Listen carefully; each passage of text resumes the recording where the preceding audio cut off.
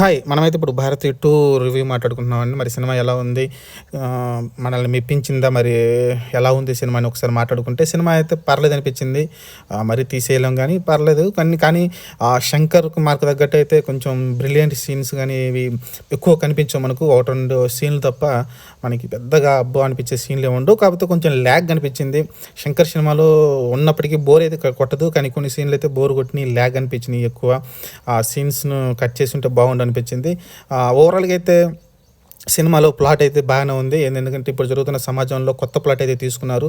ఆ ప్లాట్‌ని తీసుకొని అది భారతీయుడి ద్వారా చెప్పే ప్రయత్నం చేశారు. ఆయన ఒకవేళ భారతీయుడు వచ్చి ఆ ప్లాట్ తీసుకొని అది ప్రజలకు చెప్పి ప్రజల్ని మారిస్తే ఎలా ఉంటుంది? ప్రజలు కూడా మారితే ఎలాంటి ప్రయోజనాలు కలుగుతాయనే థాట్ తోటైతే ఈ సినిమా తీయడం చూసాం.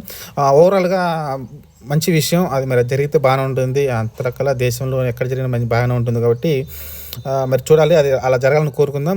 కానీ మరి ఈ సినిమాలో మరి అది తీయడానికైతే చాలా కాంప్లికేట్ పాయింట్ అనుకోవచ్చు. లేకుంటే అది జరగడం కష్టంలాగా అనిపించొచ్చు. కానీ అసాధ్యంలో సుసాధ్యంలోనే కనిపిస్తాయి సినిమాల్లో కాబట్టి అది పక్కన పెట్టేస్తే మనం ఇంకా ఫస్ట్ హాఫ్‌లో అయితే మనకి భారతీయుడు ఫస్ట్ హాఫ్‌లోనే వస్తాడు. నేచురల్‌గా ఇంటర్వెల్ తర్వాత వస్తాడేమో అనుకున్నా కానీ వచ్చాడు. చాలా గెటప్‌ల్లో మనకు కనిపిస్తాడు. సినిమాలో అయితే చాలా గెటప్‌లు కనపడతాయి. ఆల్మోస్ట్ ఫస్ట్ హాఫ్‌లోనే చాలా గెటప్‌లు కనపడతాయి. అందులో నాకు బెస్ట్‌గా నచ్చింది ఆ పొలిటీషియన్ సీను. ఆ పొలిటీషియన్ గెటప్ ఉంటది కదా! పంచె కట్టుకొని వైట్ షర్ట్ ఏసుకొని ఎక్సలెంట్‌గా ఉంటుంది ఆ సీన్ అయితే. ఓవరాల్‌గా అయితే కొన్ని సీన్స్ బాగున్నాయి. అలానే దీనికి మీకు చెప్పాలంటే దీనికి థర్డ్ పార్ట్ కూడా ఉందంట. ఎండింగ్‌లో ఒక చిన్న టీజర్ లాంటిది, ట్రైలర్ లాంటిది రిలీజ్ చేశాడు శంకర్ అయితే. క్లైమాక్స్‌లో అయితే అది తెలిసి ఇప్పుడే యూట్యూబ్‌లో రాకపోవచ్చు. కొన్ని రోజులు 4, 5 రోజులు ఆగితే గానీ అది యూట్యూబ్‌లో పెడతారనుకుంటాను ఒకవేళ ఆ ట్రైలర్‌ని. ఎండింగ్‌లో అయితే ఆ ట్రైలర్ చాలా ఇంప్రెస్ చేసింది. ఈ ట్రైలర్ కన్నా కూడా సెకండ్ పార్ట్ కన్నా కూడా థర్డ్ పార్ట్ ట్రైలర్ బాగా ఇంప్రెస్ చేసింది. ఒకవేళ అది మరి ఎప్పుడొస్తుందో తెలీదు గానీ మనం అనుకున్నాం కదా! యాక్చువల్‌గా ఈ సినిమా చాలా కష్టాలు పడి బయటకొచ్చింది. మధ్యలో శంకర్ గారికి, కమల్ హాసన్ గారికి నిర్మాతల వాళ్ళ గొడవలు రావడం, బయటకు రావడం, ఆ తర్వాత మధ్యలో యాక్సిడెంట్ అవ్వడం, అక్కడ ఒక మనిషి చనిపోవడం ఇలాంటి చాలా జరిగిన ఇన్సిడెంట్లు అయితే ఆ తర్వాత శంకర్ గారు గేమ్ చేంజర్ అని రామ్ చరణ్ తోటి సినిమా తీయటంతోటి ఇంకా డిలే అవుతూ వచ్చింది. ఓవరాల్‌గా అయితే ఫినిష్ చేశారు. ఫినిష్ చేసి అయితే భారతీయ 2ని అయితే తీసుకొచ్చారు. సినిమా మరి పర్లేదు. కొన్ని చోట్ల ఇంప్రెస్ చేసింది. కొన్ని చోట్ల కొన్ని ఎబ్బెట్టుగా కనిపించిన సీన్‌లు మేకప్ విషయంలో కొంచెం ఇంకా జాగ్రత్త పడాల్సింది. కొన్ని సీన్‌లో ఎబ్బెట్టుగా కనిపించింది. అలానే సిక్స్ ప్యాక్ ఫైట్ అవసరం అనిపించింది. అవసరం లేదు కానీ చేపిచ్చారు. మరి అవసరం అనుకుంటే అవసరం లేదనిపిస్తది నాకైతే. చేపిచ్చారు. అలానే అతను ఏదైతే ఈ కళలు నేర్చుకున్నాడో వాటి గురించి ఎక్కువ చూపించాడేమో అనిపించింది నాకైతే. ఎందుకంటే ఆల్రెడీ మనం భారతీయుడు 1లో చూసాం. ఆయన కళలు వాటి గురించి ఆయన ఎలా నేర్చుకున్నాడు అనేది అయన్ని చూసాం కాబట్టి అంత అనిపించలేదు. ఇంకా తర్వాత చూస్తే మీరు ఈ సినిమా యాక్చువల్‌గా ఈ సినిమాలో కొన్ని సీన్స్ ఉంటాయి.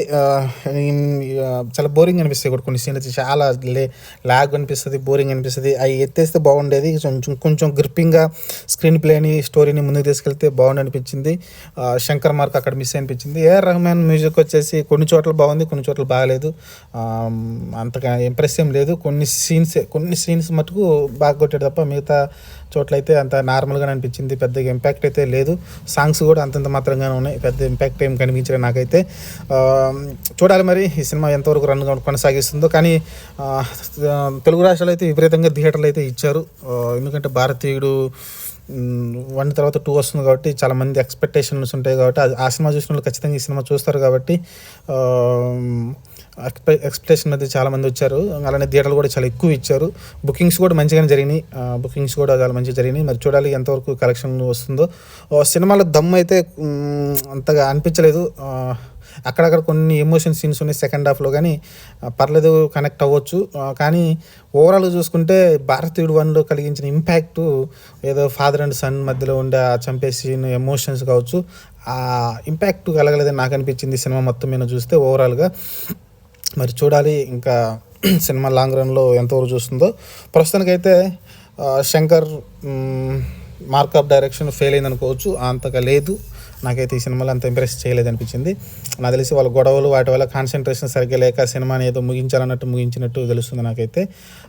ఓవరాల్‌గా ఆల్రెడీ కొన్ని సీన్లు తీసి ఎడిట్ చేయకుండా మనకి లెంత్ కావాలి కాబట్టి అవి కంటిన్యూషన్ పెట్టినట్టు అనిపించింది. పూర్తి సినిమా తీయకుండా నాకు అదే అనిపించింది. మరి చూడాలి ఏం జరగబోతుందో. కానీ అది ఏదైతే ఆ ట్రైలర్ లాస్ట్‌లో రిలీజ్ చేశాడో ఆ ట్రైలరు మన కల్కిలో ఎండింగ్‌లో వచ్చినట్టు ప్రభాస్‌ని మన కర్ణ్‌లాగా చూపిస్తారు కదా! అలా ఈ సినిమాలో కూడా క్లైమాక్స్‌లో ఆ ట్రైలర్ ఇవ్వడంతో అయితే కొంచెం ఇంప్రెసివ్‌గా బయటకు వస్తాం. ఓ థర్డ్ పార్ట్ కోసం మనం వెయిట్ చేయాలి. అక్కడే ఎక్కువ స్టఫ్ ఉంది. లేకుంటే మంచి సీన్స్ ఉన్నాయని థాట్‌తోటి మనమైతే బయటకు వస్తాం. ఓవరాల్‌గా అయితే సినిమా యావరేజీ, అంత బా అనిపించే సినిమా అయితే కాదు కానీ ఒకసారి వెళ్ళి వాచ్ చేయొచ్చు. కొంచెం లెంత్‌లో ఎక్కువ ఉంటుంది సినిమా అయితే. మీరైతే కొంచెం ఓపికగా కూర్చొని కొన్ని సీన్స్ ఇంప్రెస్ చేసి మనమైతే మరి చూద్దాం ఏం జరగబోద్దో. ప్రస్తుతానికైతే ఇది.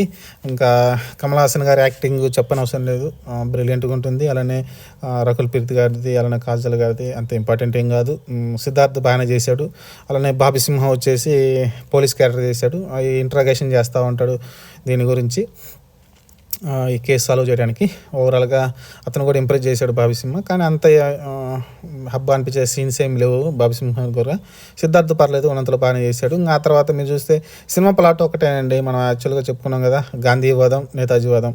గాంధీవాదం వచ్చేసి హింసని అహింసగా పాటించడము, నేతాజీవాదం వచ్చేసి హింసతోనే మనం సాధించడము. ఇలా 2 ప్లాట్లు. మన ఇప్పుడున్న భారతీయుడు వచ్చేసి అహింసవాది. నేను నేతాజీ సూత్రాలను వాటిని పాటిస్తానంటాడు. కాబట్టి కొంచెం అహింసతోని మనం మార్పుని తేగలమని అయితే గట్టిగా నమ్ముతాడు. ఫస్ట్ పార్ట్ కూడా మనం చూసాం. అహింసతోనే ఒక మనిషిని చంపితే 100 మంది భయపడతారన్న థాట్లో అయితే అతనైతే వెళ్తూ ఉంటాడు. ఈ సినిమా ప్లాట్ కూడా అలానే ఉంటుంది. చూద్దాం మరి దాని గురించి మళ్ళీ చర్చ వస్తుందేమో చూడాలి, గాంధీవాదానికి నేతాజీవాదానికి. ఎందుకంటే నేతాజీ పైకి రాకుండా చాలా తొక్కేశారని అయితే చాలామంది మాట్లాడుతూ ఉంటారు. దాని చాలా కాంట్రవర్సీ కూడా ఉంది. మరి ఇప్పుడున్న ప్రభుత్వాలు కూడా దాని గురించి మాట్లాడుతూ ఉంటాయి అప్పుడప్పుడు. నేతాజీని మనం ఒకవేళ బ్రతుకుంటే మళ్ళీ అతను వాళ్ళకి అప్పచెప్పడం కావచ్చు, బ్రిటిష్ వాళ్ళకి అప్పచెప్పడం కావచ్చు, ఇలాంటి అగ్రిమెంట్లు మనం రాసుకుని స్వతంత్రం అయితే తెచ్చుకున్నాము, ఇది ఫేర్ కాదనేది చాలామంది మాట్లాడుతూ ఉంటారు. చూద్దాం ఏదైనా కూడా జరిగిపోయింది దాని గురించి మాట్లాడిన అవసరం. ప్రస్తుతానికైతే భారత్ 2 పర్లేదు, ఎక్సలెంట్ ఏం కాదు, పర్లేదు.